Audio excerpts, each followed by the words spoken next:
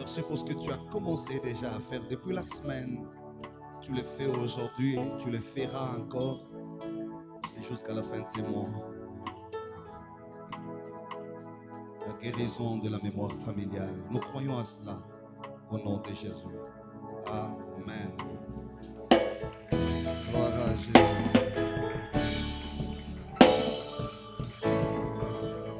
Voilà. Sois rendu la gloire à Dieu. Nous allons rapidement lire la parole de Dieu. Nous sommes dans le livre de Genèse. Nous allons lire deux textes dans le même livre. Le premier, nous les trouvons au chapitre 29. Le verset 15, nous allons lire. Je ne sais pas si vous êtes fatigués, mais nous voulons quand même lire la parole de Dieu. Et nous allons nous rasseoir une fois pour toutes. Nous allons lire la parole de Dieu, s'il vous plaît. Le verset 15 dit, « Puis Laban dit à Jacob, parce que tu es mon parent, me serviras-tu pour rien? Dis-moi quel serait ton salaire. » Or Laban avait deux filles, l'aînée s'appelait Léa et la cadette Rachel. Léa avait les yeux délicats, mais Rachel était belle de taille et belle de figure. Jacob aimait Rachel et il dit, « Je te servirai 7 ans pour Rachel, ta fille cadette. » Et Laban dit, « J'aime mieux te la donner que de la donner à un autre homme. Reste chez moi. » Ainsi Jacob servit cette année pour Rachel et elles furent à ses yeux comme quelques jours parce qu'il l'aimait. Le verset 21. Ensuite Jacob dit à Laban, « Donne-moi ma femme car mon temps est accompli et j'irai vers elle. » Laban réunit tous les gens du lieu et fit un festin. Le soir, il prit Léa, sa fille, et l'amena vers Jacob. Jacob qui s'approcha d'elle, bien sûr, et Laban donna pour servante à Léa, sa fille Zilpa, sa servante. Le lendemain matin, voilà que c'était Léa. Alors Jacob dit à Laban, « Qu'est-ce que tu m'as fait? N'est-ce pas pour Rachel que je t'ai servi? Pourquoi m'as-tu trompé? » Laban dit, « Ce n'est point la coutume de ces lieux de donner la cadette avant l'aînée. Achève la semaine avec elle et nous te donnerons aussi l'autre pour le service que tu auras rendu encore chez moi pendant 7 nouvelles années. » Jacob fit ainsi et il acheva la semaine avec Léa, puis Laban lui donna pour femme Rachel, sa fille, et Laban donna pour servante à Rachel, sa fille Bila, sa servante. Jacob alla aussi avec Rachel, qu'il aimait plus que Léa, et il servit encore chez Laban pendant 7 ans. Nous allons prendre le chapitre 37 du même livre, comme je l'ai dit. Le chapitre 37 à partir du verset 2. Voici la postérité de Jacob. Jacob était âgé de 17 ans, faisait paître le troupeau avec ses frères. Cet enfant était auprès des fils de Bila et de Zilpa, femme de son père. Et Joseph rapportait à leur père leurs mauvais propos.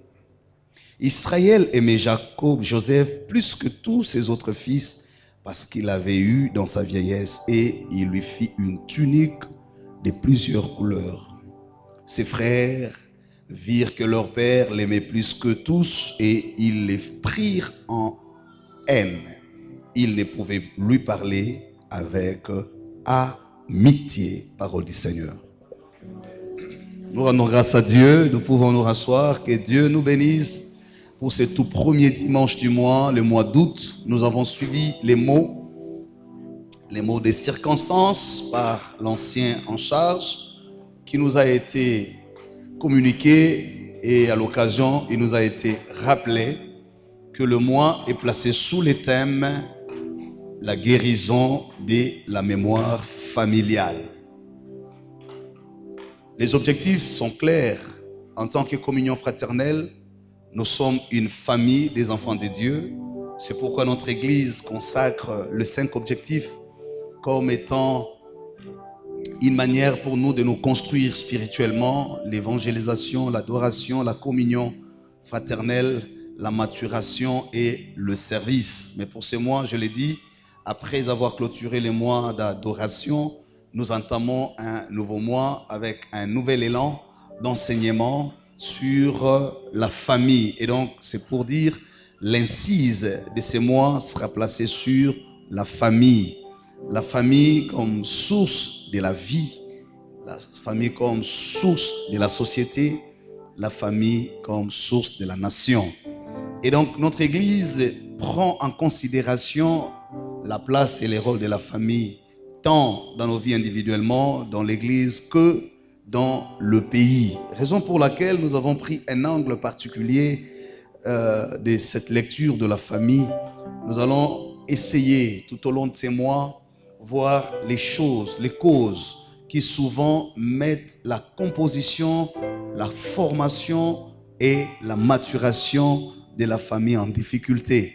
Vous savez, il ne suffit pas seulement de se reconnaître famille ou d'être famille, mais la question majeure, c'est comment cette famille se compose, comment se développe-t-elle et pour quelle mission est-elle appelée à accomplir. Ce sont là les questions majeures auxquelles nous allons, par la grâce de Dieu, essayer de trouver des réponses. Et d'ailleurs, comme l'ancien l'a dit au cours de son mot, pour ceux qui sont venus en retard, nous allons avoir un salon de famille autour d'un culte comme celui-ci, mais cette fois-là avec un autre décor. Et nous allons parler des questions majeures et qui vont déboucher sur ce qu'on va appeler les cliniques de guérison intérieures. Parce que Dieu nous a mis à cœur de travailler sur cet aspect des choses, sur la guérison intérieure, la guérison de blessures, la guérison de la mémoire. Mais au-delà de tout, on peut dire guérison de mémoire, guérison de tout, mais nous mettons en fait en exergue la guérison de la mémoire. Qu'est-ce que nous appelons mémoire? Parce que je vais déjà entrer dans mon message qui va être structuré en 3 points très rapidement. Les premiers, je voudrais aborder cette introduction. Qu'est-ce que nous appelons mémoire et pourquoi voulons-nous nous concentrer sur la guérison de la mémoire familiale? La mémoire s'est définie de manière beaucoup plus simple comme étant la faculté de souvenir. Donc la mémoire s'est définie comme la faculté de souvenir. Mais paradoxalement, c'est-à-dire contrairement à cette définition de la mémoire comme étant la faculté de souvenir, elle se reconnaît aussi comme la faculté de l'oubli. Donc, il y a d'une part la considération de la mémoire comme faculté de souvenir, mais il y a d'autre part la considération de la mémoire comme faculté d'oubli. Et donc, la mémoire est à la fois ce qui retient et oublie. Ce qui retient les souvenirs, ce qui garde et conserve les souvenirs, mais c'est aussi ce qui oublie les souvenirs. Chaque personne vivante, comme nous le sommes, chacun individuellement a une mémoire. Cette mémoire peut être longue ou courte. Elle peut garder des vieux souvenirs. C'est comme ça que quelqu'un peut se rappeler des choses déroulées pendant beaucoup d'années plus tôt, beaucoup d'années antérieures. Il y a parfois des choses qui restent dans notre mémoire. Mais aussi, il y a des choses dont les souvenirs sont encore récents, qui restent. Mais il y a aussi des choses, quoique ayant été vécues, mais qui sont oubliées. Vous pouvez les oublier, soit du fait du temps qui s'est écoulé, soit du fait des nouveaux souvenirs plus importants que ceux-là, et ça fait que vous pourriez oublier. Mais je voudrais aussi nous dire, il n'y a pas que les hommes qui ont la mémoire. La société aussi a une mémoire. La famille aussi a une mémoire. L'Église aussi a une mémoire. La nation aussi a une mémoire. C'est ce qu'on appelle régulièrement la mémoire collective. Et cette mémoire collective, qui peut être la mémoire de la famille biologique où vous êtes né, ou la mémoire de la famille spirituelle comme nous le sommes en tant qu'Église, ou la mémoire nationale en tant que nation, en tant que peuple, a aussi ses souvenirs, meilleurs comme difficiles. Donc, ici, j'aimerais que chacun de nous, tout au long de ces mois, à chaque fois qu'on parlera de la mémoire, qu'il garde à l'esprit que la mémoire est la faculté dotée par Dieu pour conserver les souvenirs de l'histoire, mais aussi qui peut oublier d'autres souvenirs. Raison pour laquelle il y a un travail constant qui doit être fait pour garder des souvenirs importants dans notre mémoire. Pourquoi? Parce que la présence des souvenirs, les bons, permet à une génération qui disparaît de laisser les repères à des générations suivantes. Et d'ailleurs, la Bible reconnaît que une génération s'en va et une autre vient. Des choses que nous avons vécues, même celles qui sont écrites dans la Bible, ont été conservées parce qu'il y a eu une mémoire. Il y a des hommes, des femmes auprès de qui Christ, ou le Seigneur lui-même, le Dieu, s'était révélé, a accompli beaucoup de choses. C'est les souvenirs de ces choses-là qui nous servent aujourd'hui des paroles de Dieu. Donc il est important pour toute génération, pour toute famille, de savoir placer la mémoire à sa juste, à son juste rôle. En d'autres termes, une famille qui n'a pas de mémoire est une famille qui manque de souvenirs. Et une famille sans souvenir est une famille sans repère. Le repère pas seulement pour vous, beaucoup plus. Le repère pour ceux qui viendront après vous. Et c'est ce qu'on appelle la tradition. D'autres appellent la coutume. L'ensemble des manières de faire, l'ensemble des bonnes pratiques qui ont conduit à des solutions importantes lors des moments difficiles de l'histoire. Vous savez, quand Dieu se révèle à vous, vous fait grâce à une situation quelconque. Très souvent, ce n'est pas seulement pour cette situation que Dieu intervient. Beaucoup plus, pour vous donner des références, tant sur ce qu'il est, la manière de faire et aussi le bénéfice à en tirer. Les miracles ne sont pas innocents dans nos vies. Tu peux avoir 10 domaines où tu souffres, mais Dieu intervient dans un domaine. L'intervention de Dieu dans un des domaines de ta vie prouve à suffisance sa présence dans l'ensemble des domaines de ta vie. Ce qui veut dire, même si les autres domaines n'ont pas encore de réponse, le fait d'avoir vu la réponse de Dieu dans un domaine prouve à suffisance qu'il est là et par conséquent capable d'agir davantage et dans d'autres domaines. Voilà pourquoi Dieu, la Bible le dit, il fait chaque chose à son temps. Il ne fait pas tout au même moment, de la même manière et pour le même but. Chaque chose que Dieu fait est porteur de sens, au-delà du sens, et porteur du souvenir. C'est pourquoi si vous lisez le livre de Josué, lors de la traversée du Jourdain, chapitre 5, 4, 5 jusqu'au suivant, après la traversée, Dieu a dit à Josué, tu prendras le pierre, tu mettras pour que les souvenirs soient conservés. Vous passerez. Des générations qui viendront n'auront certainement pas vécu la même chose et risqueront de penser que moi, Dieu, suis incapable d'agir à des moments de l'histoire. Mais quand ils verront ces souvenirs dans leur mémoire, ils se rappelleront que le Dieu de nos pères nous a toujours accompagnés, même dans les moments les plus désespérés. Alléluia. Et donc, bien-aimés dans le Seigneur, la mémoire est très importante. Très importante. Mais aujourd'hui, je voudrais aussi vous dire, à côté des bons souvenirs qui constituent parfois les témoignages, les bonnes pratiques, la coutume, la manière de faire, il y a aussi des souvenirs difficiles, des souvenirs horribles, qui eux n'ont pas toujours la fonction de montrer la gloire de Dieu, mais parfois de décourager, parfois de déstabiliser, parfois de désunir, parfois de séparer. C'est comme ça que je vous dis, la notion de la mémoire est très complexe. Parce qu'il est difficile que dans une vie humaine, nous n'ayons que des bons souvenirs. Déjà lui-même, Dieu, quand il crée les cieux et la terre, chapitre 3 du livre de Genèse, il dit, il a placé au milieu du jardin un arbre qui cachait la connaissance du bien et du mal.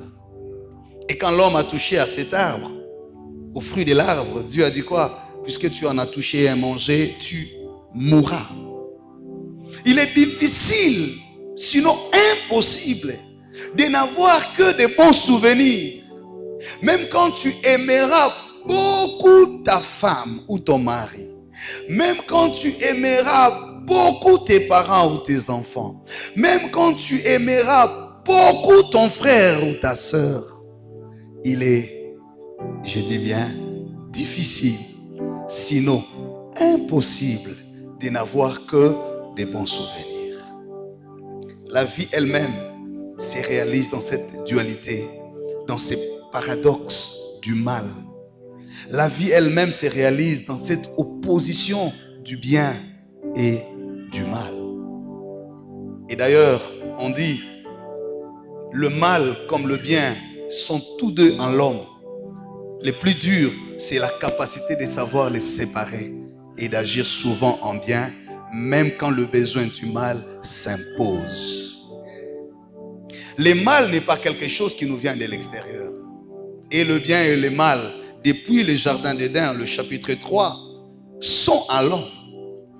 L'homme peut choisir faire du bien, autant il peut choisir faire du mal. Rappelez-vous, le mois passé, j'ai parlé du texte de Genèse 4 où nous avions vu Caïn et Abel, même père, même mère, qui sont tous deux issus du même sang.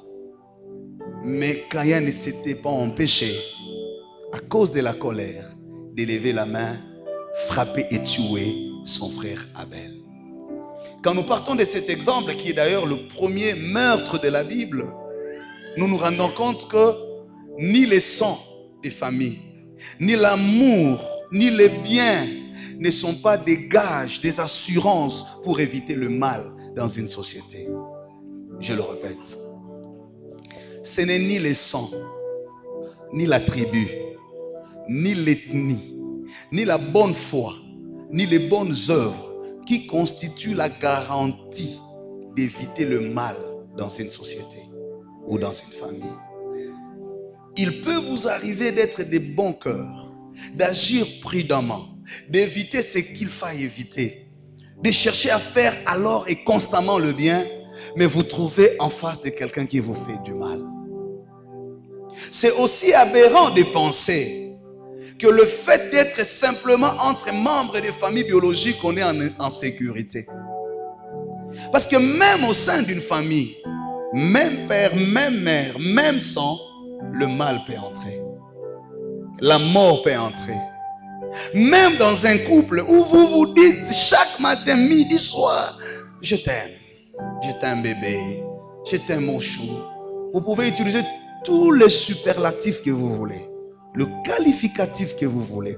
Vous pouvez faire autant de dons, de biens, mais ça n'empêche pas au cœur de l'homme d'avoir toujours un côté mal. Comme la Bible le dit, le cœur de l'homme est toujours mauvais, par-dessus tout. Et la question qui nous intéresse, c'est que faire? Comment faire pour vivre les bons, les biens, les bonheurs, tout en étant conscient de la présence du mal? Faut-il laisser le mal dominer le bien parce qu'il est présent? Faut-il laisser le mal détruire le bon parce qu'il est présent? La question importante pour nous tout au long de ces mois, c'est que faire pour vivre le bien, les bons et le vrai en dépit de la présence du mal. En d'autres termes, ne pas accorder un protocole au mal, ne pas laisser le mal dominer le cœur, ne pas laisser les souvenirs du mal détruire la famille. Est-ce que je me fais entendre? Voilà toute la démarche que nous aurons tout au long de ces mois. Et comme le Seigneur va nous aider petit à petit, chacun en ce qui les concerne, nous allons cerner attentivement alors la profondeur du dégât du mal dans les vies humaines ou dans la vie humaine. Et nous avons choisi les cadres de cette analyse, de cet exercice, que la famille. Et Dieu nous a aidés d'aller, je rentre maintenant dans mon texte très rapidement. Le texte que j'ai soumis à la lecture nous montre une famille. Déjà, ça appuie l'objection faite à l'hypothèse de penser le fait de naître dans une même famille serait une garantie. J'insiste encore. Ce n'est ni par le fait de naître dans une même famille, avoir le même père, la même mère, le même sang, la même tribu, la même ethnie, prier dans la même église. Ce n'est pas ça la garantie. Ça ne consiste en rien, la garantie. Et donc tous ceux qui pensent, et ceux qui pensent, ce qui n'est pas mauvais, pour être en sécurité, je dois forcément être avec quelqu'un de ma famille. Je vois des gens, quand il est engagé, quand il est nommé quelque part, très vite il va fouiller dans sa famille, qui cousin, qui cousine, il faut qu'il soit secrétaire, il faut qu'il soit assistant, parce qu'il faut éviter les poisons. Ça peut être vrai, mais pas toujours. Je vois des gens plusieurs fois, lorsqu'ils arrivent à des postes de commandement, des postes de responsabilité, ils ont tendance à favoriser les leurs, membres de famille, ethnie, tribu, pensant que la réussite de son mandat serait la satisfaction des membres de sa famille ou de sa tribu. Ça peut être vrai, mais pas toujours. Acclamons le Seigneur. On le voit même au sein de l'église. Il y a même des églises où quand vous arrivez, vous pouvez facilement identifier les gens d'une même tendance tribale. Parce qu'on pense que c'est ce qui mettrait à l'abri de tout danger. Et ça va plus loin. Nous le constatons même dans la manière de nous composer en famille. Il faut voir même la manière dont les gens font le choix des mariages. Comment les gens sont orientés. Comme si les gens qui se marient entre eux, membres des tribus, ne connaissent pas des divorces, ne connaissent pas des problèmes plus majeurs. Ça n'a rien à voir avec ça. J'entends même aussi les gens dire « Ah non, il doit être forcément de notre église. » Je suis d'accord, surtout que comme pasteur, je l'appuie bien. Mais je dis, c'est toujours pas ça les cas. C'est très complexe la vie. Et je vous ai toujours dit, Dieu peut entrer par la porte de sortie pour sortir par la porte d'entrée. Le protocole de Dieu est le plus difficile à maîtriser. S'il y a un protocole difficile, c'est celui de Dieu. Il peut commencer par la fin pour terminer par le début. Il peut s'appuyer sur la faiblesse pour montrer la force. Il peut faire commettre une erreur à quelqu'un pour lui donner l'occasion de grandir. Il peut susciter la haine pour éloigner quelqu'un de la dépendance afin de l'amener à la maturité. Le protocole de Dieu est terrible. Il peut faire que l'un soit né d'une autre mère pour que l'attention ne soit pas sur lui et que l'histoire commence par lui mais en dehors de tout le monde. Il y a des choses que Dieu peut faire, tu as l'impression qu'il ne t'aime pas, mais en fait, il te place dans la position du début de l'histoire, de la construction des souvenirs. C'est pourquoi la mémoire est très importante, de garder les souvenirs et de garder toujours, avec beaucoup de précision, ce que Dieu fait constamment dans nos vies. Ici, il s'agit, l'histoire commence, c'est Jacob qui a né le père, parce que je vais parler de son histoire tout au long du mois. On va traverser l'histoire de la famille de Jacob. Aujourd'hui, je vais commencer par la composition. Le premier point de mon message aujourd'hui, ou les premiers sous-thèmes de l'enseignement, c'est que nous allons examiner comment les familles se composent et tous les contours qui accompagnent la composition des familles. La petite histoire est que Jacob est le frère d'Ésaü, tous deux le fils d'Isaac. Jumeaux. Ils sont nés jumeaux. Même père, même mère. Voilà là où commence. Et je soutiens toutes les thèses que je viens d'annoncer ici. Déjà la Bible dit, et si vous revenez en hébreu, on rappelle aussi cela. Jacob, qui était le frère d'Ésaü, n'était pas aimé par son père.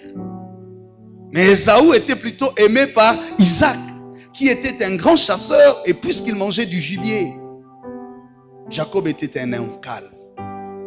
Et la Bible dit, l'Éternel aima Jacob et haït Ésaü. Qu'a-t-il fait, ces pauvres Ésaü? Et déjà quand il naissait, on sent la différence. La Bible dit, à la grossesse, Rebecca, leur maman, va consulter Dieu. C'est Dieu qui va donner d'abord les éléments de différence. Il dit, dans ton ventre se trouvent 2 nations. Mais le plus petit dominera les grands. La première contradiction commence par là, parce que la tradition, les souvenirs, la mémoire d'avant indiquait que c'est le premier-né qui avait d'office l'autorité familiale, les successeurs valables. La règle de la mémoire était que c'est le fils, le premier-né, qui devrait en être l'héritier. Mais à la naissance de Jacob, Dieu modifie la règle. Alléluia. Alléluia. Dieu modifie la règle. Il dit, et ce qui était curieux, les cadets, donc Jacob, dominera sur l'aîné Ésaü. Quel contraste. Quelle est la conséquence? Le père Isaac est resté dans le respect de la tradition, de la mémoire, mais Rebecca est restée dans le respect de la révélation prophétique. Voilà déjà comment la famille commence par un point de départ discordant. Papa n'était pas contre son fils Jacob, mais papa est resté dans la mémoire, dans les souvenirs, dans la tradition, dans la coutume. Chez nous, c'est l'enfant, le premier-né. Même s'ils sont jumeaux, c'est celui qui sort en premier qui d'office hérite du relais parental et prophétique. Mais c'est Dieu lui-même qui introduit la confusion dans la mémoire collective en modifiant la règle. Il dit à Rebecca, là, c'est 2 nations qui se bousculent. Mais celui qui sortira le premier sera Ésaü. Mais ce n'est pas lui qui aura le relais de la prophétie. C'est plutôt les cadets. Bien-aimés dans les Seigneurs, puisque nous parlons de ces questions hautement spirituelles, elles nous interpellent et nous invitent à beaucoup de maturité et beaucoup de maîtrise.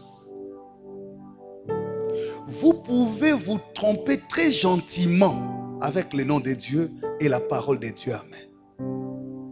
J'ai dit, vous pouvez vous tromper très gentiment avec le nom de Dieu en bouche et la parole de Dieu en main.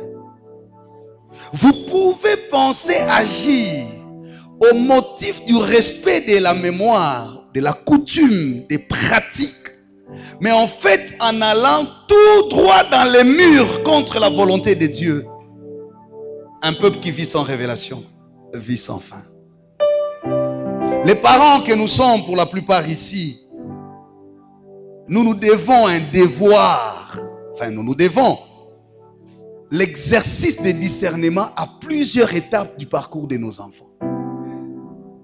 Beaucoup de parents ont été eux-mêmes la source de la désorientation de la destinée de leurs enfants parce qu'ils n'ont pas eu et pris suffisamment le temps d'écouter Dieu et d'interpréter les langages de Dieu. Alléluia. Ils ne se sont pas rendus compte pourquoi Dieu permet X choses, pas Y. Tous les enfants, à cause de la banane yo, mais chaque enfant a une particularité dans sa destinée. Le chemin, les voies, l'histoire ne se répètent pas avec Dieu. Vous pouvez vous dire, oh, bisous, toute une expérience, tout bota. C'est pas ça le problème. Le problème, c'est que qu'est-ce que Dieu met sur chaque enfant? Quel est le parcours de chaque enfant? Ce qui est encore plus grave, c'est de conditionner votre lecture de l'enfant sur votre propre expérience. Ça, c'est la plus grave erreur de parents.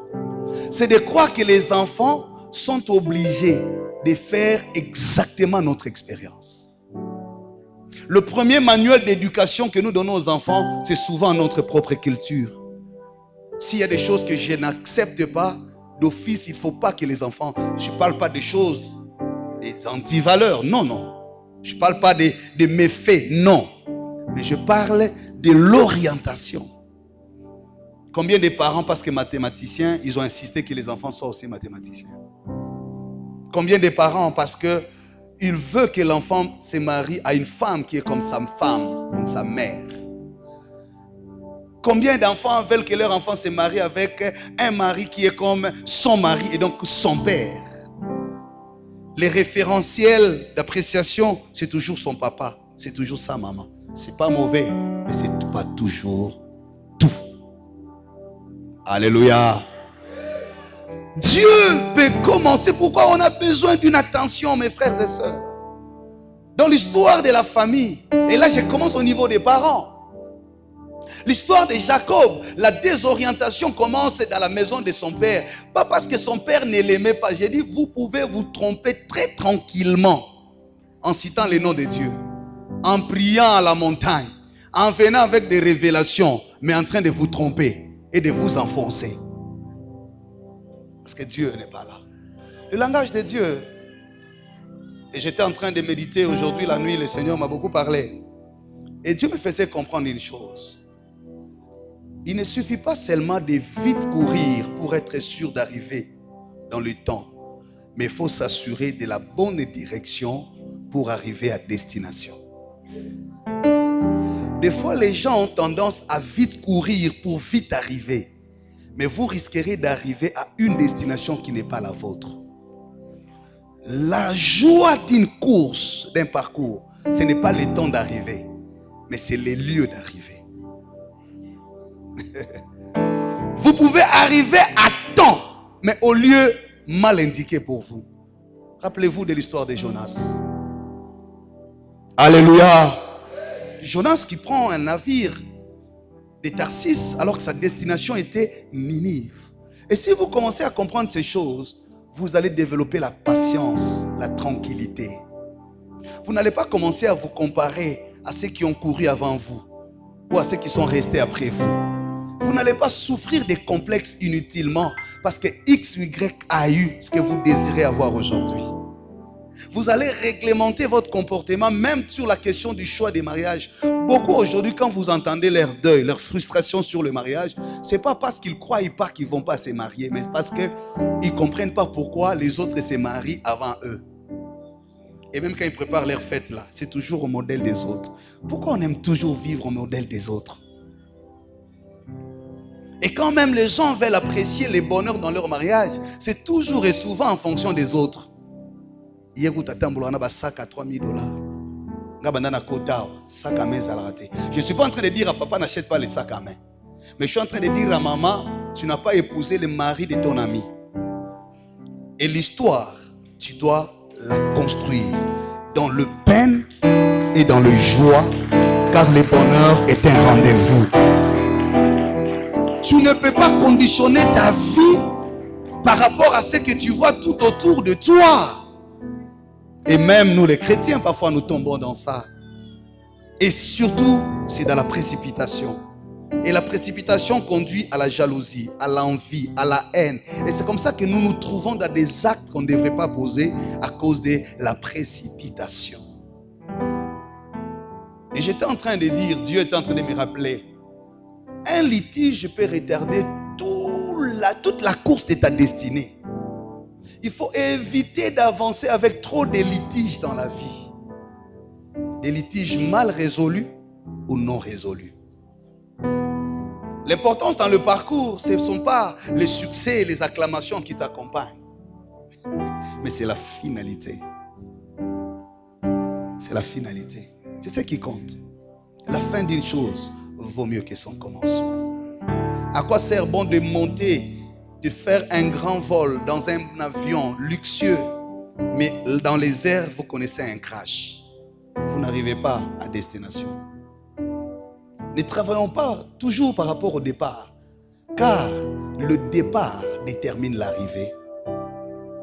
Le départ de la vie de Jacob était déjà truffé de beaucoup de difficultés à cause de l'incapacité de discernement de son père. Si son père avait compris cette logique, il n'aurait pas béni Ésaü et Ésaü n'aurait pas été furieux et les combats ne seraient pas engagés et il ne serait pas allé loin de la maison de son père. Tout ce qui a suivi, c'est le tâtonnement de la précision de son père Isaac. Et grave encore, les jours de la bénédiction, c'est Rebecca, sa mère, qui va prendre les habits, va donner à Jacob et l'amener pour dire bénis-moi. Mais il a été béni au nom d'Ésaü. Et donc, puisque vous écrivez, le premier point dans ces sous-points sur la composition de la famille, c'est avoir la précision de l'interprétation de la volonté de Dieu. Comment souvent nous interprétons? Des fois, certaines choses, nous les rattrapons, mais en retard, mais elles nous rattrapent. Bien-aimé, s'il faut prendre assez de temps avant de commencer la chose, fais-les. Le temps que tu peux prendre avant de commencer les choses peut être beaucoup plus que le temps que tu auras pour accomplir la chose. Jésus a attendu 30 ans pour commencer le ministère. Mais il a fait le ministère pendant 3 ans. Alléluia. J'ai dit, il a attendu 30 ans. Il est né Dieu, il a grandi Dieu, il s'est révélé Dieu, mais il n'a commencé le ministère qu'à 30 ans après le baptême. Mais ce ministère qu'il a commencé à 30 ans n'a été exercé que pendant 3 ans. Et plus efficacement que personne d'autre n'a pu faire comme lui. Le problème, ce n'est pas de faire beaucoup d'années dans la chose. J'ai dit même aux politiciens quand je discute avec eux, pourquoi vous vous battez de faire 2, 3, 4 mandats? Parce que faitement, vous n'êtes pas efficace. Parce que si quelqu'un est efficace, dans 5 ans, tu peux faire des choses qui inaugurent la voie pour d'autres. Tu n'es pas obligé de tout faire, mais il faut faire l'essentiel. Quand tu vois une femme se battre ou un mari se battre dans son mariage, tu ne gagneras pas tout dans un mariage. Mais il faut chercher ce qui peut laisser les souvenirs dans le cœur de l'autre, même quand il se trouve dans n'importe quelle situation. Des souvenirs qui ne s'effacent jamais. Et c'est là avec Dieu va de soi. Dieu n'attend pas tout de toi, mais il attend ce qui peut t'introduire dans la sphère de son histoire. Quand vous prêchez Abraham, combien de choses Abraham a fait pour qu'on l'appelle père de la foi? Peut-être qu'ils n'ont posé que 2 actes. Le premier acte, c'est quitter la maison de son père. Le deuxième acte, c'est offrir Isaac. Et c'est pourquoi on l'appelle père de la foi. Quand vous parlez d'Élie, il a prophétisé combien de fois? Dans la vie, tu ne feras pas tout chaque matin, chaque soir. Mais il faut savoir quel est l'acte qui rentre dans le schéma prophétique de ma vie. Quand je les pose, ça reste et ça change le reste de ma vie. Nous voulons tout embrasser. C'est pourquoi mon assomme dans mon bongo.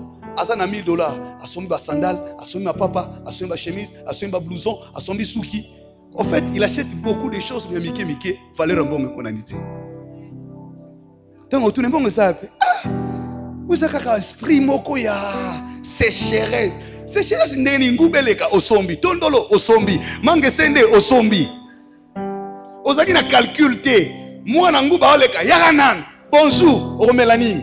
Bon, après, sokiyo, papesio bonjour, au mélanine. Atos na $10,000, au lamkana tongo et sili. Après, on va non, ça va en foutement. En foutement, t'es manque d'intelligence de temps. Dieu ne nous donnera jamais tout, mes frères. Dieu peut te donner une seule chose. Et cette seule chose-là peut écrire le reste de l'histoire de ta vie. La question, c'est comment tu utilises ce que Dieu t'a donné. Donc, ayons la précision, mes frères. S'il faut prendre du temps, va de commencer un travail. Prends ton temps. Je te dis, le temps que tu prends à attendre sera plus grand que le temps que tu auras pour accomplir. Et si tu veux, prends ça comme le deuxième point de mon enseignement. Nous ne prenons pas suffisamment de temps. Jacob sort de la maison de son père dans cette précipitation, parce que c'est dans la précipitation qu'il a été béni. Maman savait que Dieu a promis. Mais maman ne savait pas comment cette bénédiction devait passer. Elle va utiliser sa propre formule dans les projets de Dieu. Il prend la peau d'Ésaü. Il prend les parfums d'Ésaü et il donne à Jacob. Oui, elle va dire, j'ai les soucis en tant que maman. J'ai entendu Dieu. Entendre Dieu est une chose, mais discerner la manière de réaliser de Dieu en est une autre. Entendre Dieu est une chose, mais discerner la manière de réaliser de Dieu en est une autre. Dans la précipitation, j'ai entendu ton père veut bénir. Viens, on prend les habits, on le met. Et quand il vient, on lui pose la question, qui es-tu? Il dit, je suis Ésaü. Isaac bénit Ésaü, mais c'était Jacob. Quand il finit de bénir, il part quelques heures après, c'est Ésaü qui vient avec les gibiers. Il dit, voilà, on me dit, je viens de bénir. Il dit, moi, ce n'était pas moi. C'est alors qu'il s'est rendu compte que quelqu'un a volé la bénédiction. Voilà comment les départs. Quand il y a des mauvais départs, très souvent, il y a des mauvaises arrivées. C'est pourquoi nous voulons que Dieu nous aide à guérir la mémoire collective. Quelles sont les causes? Peut-être aujourd'hui, tu te bats avec une cause. En fait, tu te bats avec un résultat, mais la cause est ailleurs. Peut-être que c'est 10 ans, 15 ans, 20 ans. Ce que tu vois là, ce n'est que les résultats. La cause est ailleurs. Dieu veut qu'au cours de ces mois, nous cherchions le vrai cause. Et il faut guérir les causes. Quand Jacob quittait, courait, mais il traînait derrière lui une grande cause. Parce qu'il partait avec la bénédiction portant l'identité de son frère Ésaü. Isaac s'est rendu compte en retard, mais il dit alors, j'ai pas de choix, fuis seulement, va loin, va te cacher. Où? Chez Laban, l'oncle. C'était l'oncle, le frère de sa soeur, de sa mère, Laban. Et c'est là qu'il va courir. Je vais sauter les étapes qu'il a vécues sur chemin. Et c'est quand il arrive chez Laban, avec quelque chose qu'il a traîné sans savoir. Bien-aimé, il va travailler, on va l'apprécier, mais il dit, quel sera mon salaire? Laban lui dit, tu es mon parent, je voudrais bien que toi tu me proposes le salaire. Alors la Bible dit, Jacob regardait, il y avait Rachel, très belle. Il dit, non, moi je vais prendre Rachel. Et il va négocier les contrats de Rachel. Il dit, je vais travailler, mais mon salaire, ne me donnez pas l'argent, ne me donnez pas des maisons, donnez-moi en mariage Rachel. Laban, sans lui dire, c'est que les souvenirs, c'est que la mémoire, c'est que la coutume prescrivait. La coutume disait, on ne marie pas la cadette avant l'aîné. En principe, il fallait lui dire, quand il pose le problème, quand il s'engage dans un contrat, parce qu'ici il s'agit d'un contrat, il lui cache cette vérité. Il dit non, ça va. D'ailleurs, toi, tu es mon parent. Travaille pendant 7 ans. Si tu me fais 7 ans, coup sur coup, tu auras les salaires de ton fils, de ta femme. Mon frère, ma soeur. Vous savez, certaines choses, quand on les dit, ça donne l'impression soit de déranger, soit de perturber, mais c'est là la vérité. Et c'est cette vérité qui guérit. Je l'ai dit le dimanche passé, on ne construit pas les bonheurs sur les frustrations. Il faut éviter. Aujourd'hui, beaucoup de familles meurent.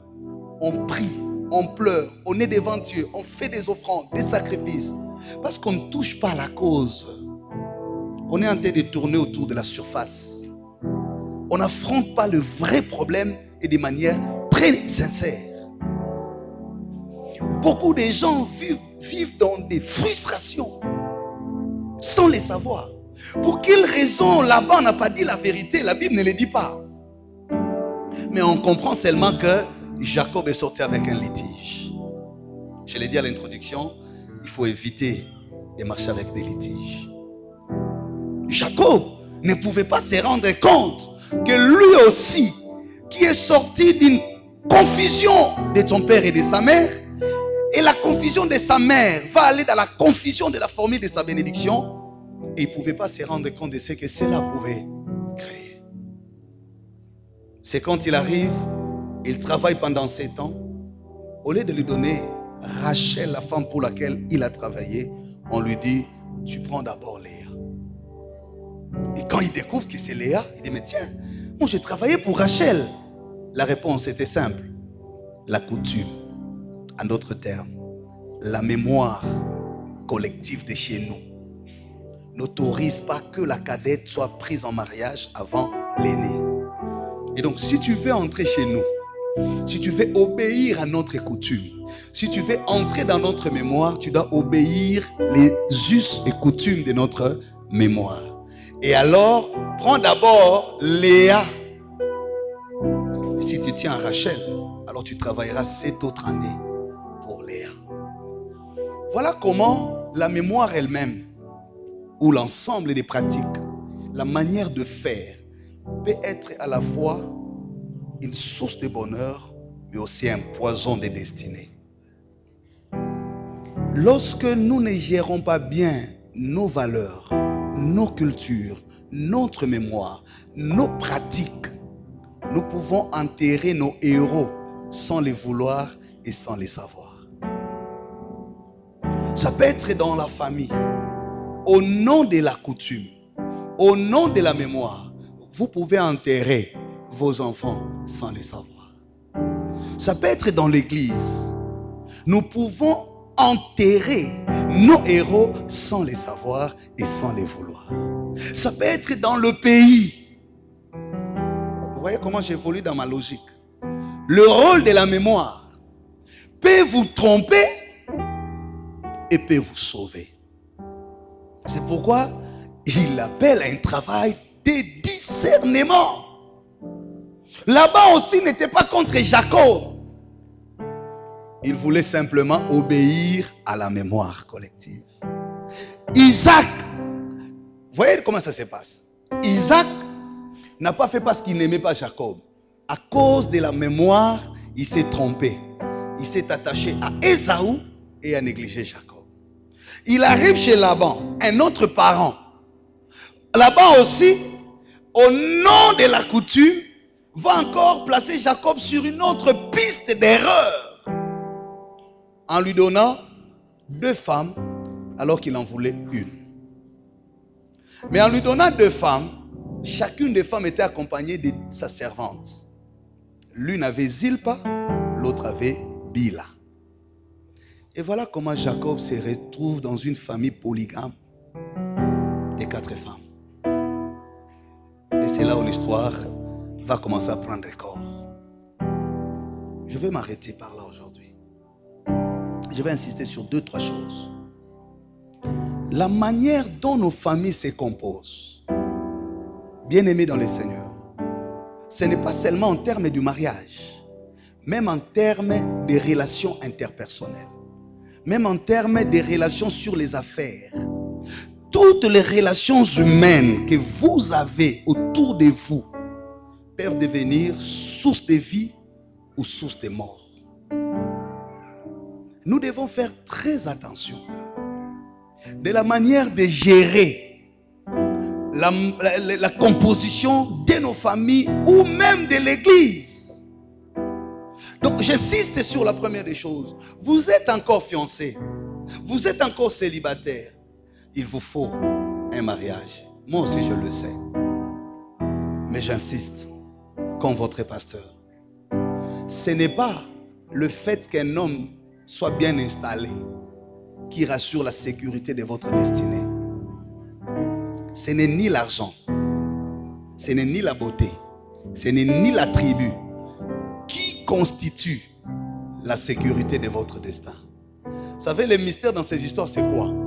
C'est que quand on s'engage dans ces affaires-là, on ne s'y engage pas pour le besoin, mais pour la vie.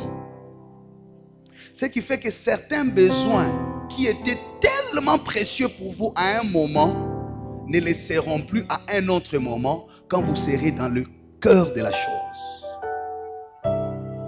Il y a des fois, tu apprécies quelqu'un pour 2 valeurs. Il parle bien. et il s'habille bien. Ces deux valeurs. Parler bien, s'habiller bien. A contrario de ces valeurs, s'habiller et parler, haineux, impoli, hypocrite, violent. Quand vous mettez maintenant sur la balance, les deux valeurs qui vous ont attiré quand vous étiez trop jeune, la beauté, les langages. Et quand vous affrontez les antivaleurs sur la balance, c'est comme ça que les gens se réveillent de leur sommeil. Et vous avez un voûtement. Tonine. Parce qu'en fait, les choses qui vous attirent aujourd'hui ne constituent en rien le gage de la stabilité. Plus fort, je vais dire, ces choses ne contribuent en rien au bénéfice de la réussite de votre destinée. En fait, à vrai dire, dans ces histoires de mariage, j'ai toujours dit, le plus important, ce n'est pas d'avoir trouvé une belle femme ou un homme très intelligent. Le plus souvent dans ces affaires, c'est de trouver la personne qui peut t'accompagner dans la réalisation de ta destinée. Parce que même quand vous faites vos évaluations des choix, les gens sont très superficiels. Ils voient que les a priori, les apparences, les premières vues. Mais ils ne creusent pas à fond pour dire dans 10 ans, dans 20 ans, dans 30 ans, est-ce que cette valeur constituera la stabilité de ma vie? Les gens sont très superficiels. Et parfois même nous les pasteurs, quand quelqu'un vient me consulter, les gens sont tellement superficiels. Question de gosso, à ces colonies. Yami balé, tata nena. Yami sa asala wapi. Alors baga français ou anglais. Voilà. Que ces choses-là représentent quoi? Face à quelqu'un qui a plutôt besoin d'être soutenu et d'être accompagné. C'est pourquoi il y a des gens qui n'ont fêté qu'une seule fois dans leur vie de mariage les jours de noces. 4 jours à la tara voile, 9 jours à fêtaka. 4 ans comme une anda quand l'on lui voile matin et bandi. J'insiste, et nous le disons à l'école de préparation au mariage. Si vous devez prendre du temps, prenez-le. Certainement, il n'y aura jamais un homme parfait. Aucune femme n'est parfaite. Ce n'est pas ce que je suis en train de dire. Mais je dis, allez là où vous aurez un rôle important à jouer. Si ce n'est que pour bien préparer, maman en a restaurant balamba bien. Si ce n'est que ça. Thompson, célibataire. Non, moi bana. Oui bien. On a si atoni miku ezo côté la munoko banikolo baloba. Poisana nambongo te. Lobi tanga oye ba facture ba futa na restaurant que no lia na restaurant ya mama passa. Yaya. Bilo ono ekoma na Mungu ata Mungu lekite. Le problème, il faut aller plus loin. Ba veste à l'élo, ça ne veut rien dire par rapport à la stabilité. Non, il s'habille bien. J'aime souvent ces cravates. Il y a cravate aucun moment. Vous basez tout un choix sur la couleur des cravates. Comment nous commençons? Et même nous qui sommes dans le mariage, comment nous commençons cette vie conjugale? Pas seulement ceux qui veulent entrer, mais il y a vous, nous qui sommes dedans. La manière de commencer. Il est difficile que vous êtes en couple sans avoir de vrais dialogues. Dans le mariage, le dialogue est le lieu du dévoilement de la vérité et de la construction de la volonté. Un couple qui ne dialogue jamais.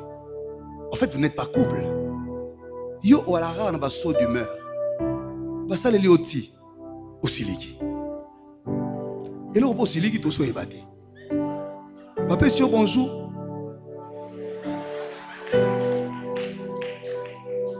Si on a tenu, on a un problème.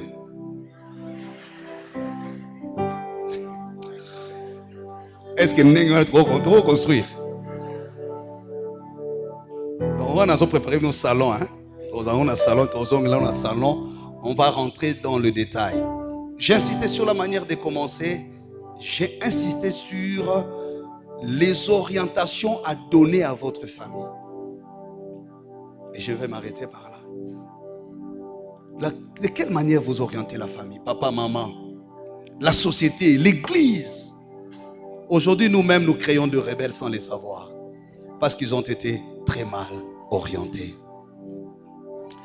Je prie que le Seigneur nous aide.